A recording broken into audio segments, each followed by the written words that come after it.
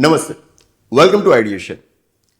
NCERT बीते काफी लंबे अरसे से अलग अलग स्टैंडर्ड्स की किताबों को वो अपडेट कर रहे हैं, अलग अलग स्टैंडर्ड्स की नई किताबें वो पब्लिश कर रहे हैं। इसी बीच कुछ वक्त पहले, कुछ दिनों पहले उन्होंने 8वीं कक्षा स्टैंडर्ड 8 की एक सोशल साइंस की नई किताब पब्लिश करी। ये है वो किताब, exploring society India and beyond, social science text book for grade 8 part 2।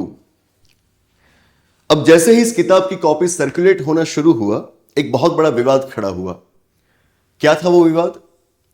तो इस किताब के अंदर एक चैप्टर दिया गया है जो कि जुडिशरी के बारे में है, हमारे न्यायतंत्र, हमारी न्यायपालिका के बारे में है। और इस चैप्टर के अंदर यह समझाया गया था कि जुडिशरी में भी करप्शन होता है। आमतौर पर लोग ये मानते हैं कि नेता भ्रष्ट होते हैं, अफसर भी भ्रष्ट होते हैं, सिर्फ नेता और अफसर ही भ्रष्ट होते हैं, न्यायाधीश भ्रष्ट नहीं होते हैं। तो इस चैप्टर के अंदर बच्चों को यह समझाने की कोशिश की गई थी कि जुडिशरी के अंदर भी भ्रष्टाचार होता है। इस चैप्टर के अंदर यह समझाया गया था कि आज भी हमारे देश की अदालतों में हजारों लाखों की संख्या में केसेस पेंडिंग है, जो एक तरह से हमारी जुडिशरी की इनएफिशिएंसी को दिखाता है। जैसे ही यह मामला सुर्खियों में आया, बात सुप्रीम कोर्ट तक पहुंची और सुप्रीम कोर्ट ने यह माना कि यह चैप्टर तो न्यायपालिका का अपमान कर रहा है। चीफ जस्टिस ऑफ इंडिया ने तो यहां तक कहा कि व्यवस्था को बदनाम करने के लिए एक षड्यंत्र रचा गया है, मैं ये नहीं होने दूंगा, इसके खिलाफ कार्रवाई होगी। सो मोटो एक्शन आपने सुना होगा। सो मोटो एक्शन माने कि जहां पर कोई व्यक्ति अदालत के पास शिकायत लेकर नहीं गया है, लेकिन इसके बावजूद अदालत उस केस में एक्शन लेता है, इसे सो मोटो एक्शन कहा जाएगा। सुप्रीम कोर्ट ने इस मामले में सो मोटो एक्शन लिया और एनसीईआरटी को आदेश दिया कि इन किताबों का सर्कुलेशन रोक दिया जाए और कहीं पर वो सर्कुलेट हो चुकी है तो उसको वापस मंगवा लिया जाए। सरकार ने भी माना कि ये अदालतों का अपमान करने की कोशिश थी।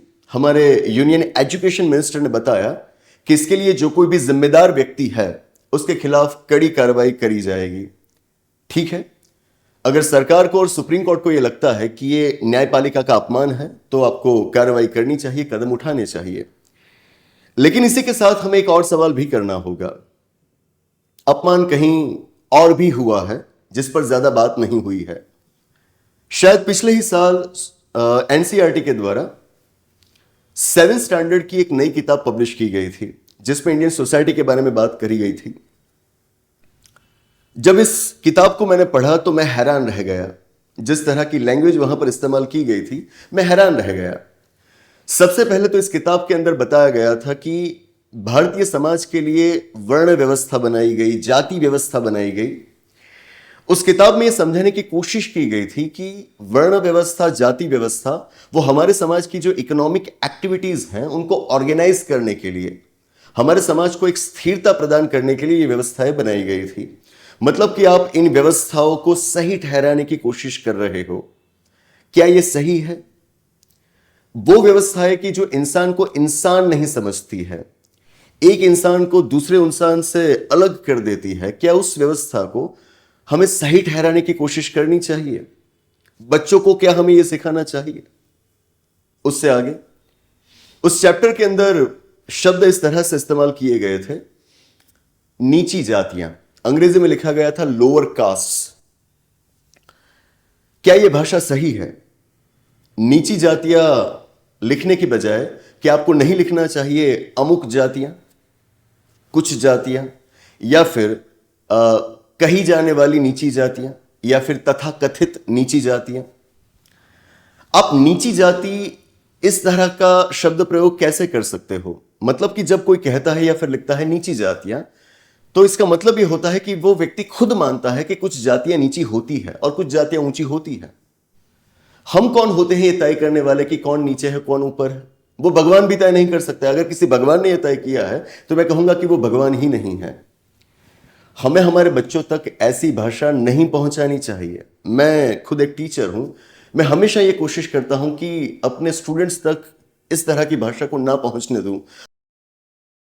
हमारे स्टूडेंट्स भी इतने सेंसिटिव होते हैं कि अगर उनको समझाया जाए तो वो भी मानेंगे। वो भी मानेंगे कि ये भाषा गलत है। नीची जातियां, ऊंची जातियां, ऐसे शब्द प्रयोग हमारे यहां पर नहीं होने चाहिए। ये एक सभ्य समाज की निशानी नहीं है। फिर भी एनसीईआरटी की किताबों में इस भाषा का इस्तेमाल किया गया है। मैं जानता हूं कि आम जबान की ये चीज है, आम लोग इसी तरह की भाषा का इस्तेमाल करते हैं, लेकिन उसी से तो हमें बाहर आना है, उसी को तो हमें छोड़ना है। तो इसके लिए हमें करना ये होगा कि हमारे बच्चों को हम स्कूल की टेक्स्ट बुक्स के अंदर जो भाषा देते हैं वो भाषा आम जबान से अलग हो, वो एक सभ्य भाषा हो।